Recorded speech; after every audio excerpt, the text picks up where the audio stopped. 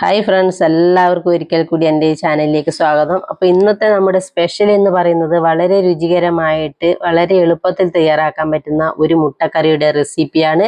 അപ്പം നമുക്കത് എങ്ങനെ തയ്യാറാക്കുന്നതെന്ന് കാണാം.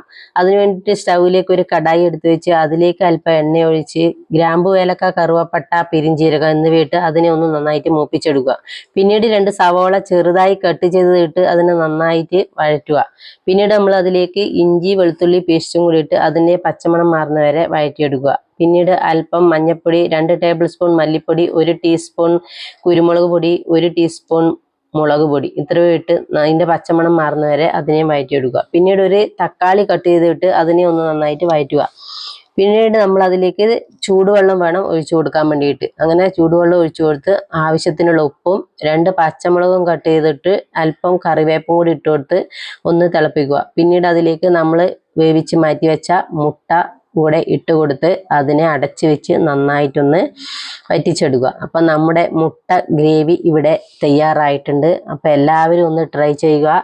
വളരെ എളുപ്പത്തിൽ തയ്യാറാക്കാൻ പറ്റുന്ന ഒരു മുട്ട ഗ്രേവിയാണ്.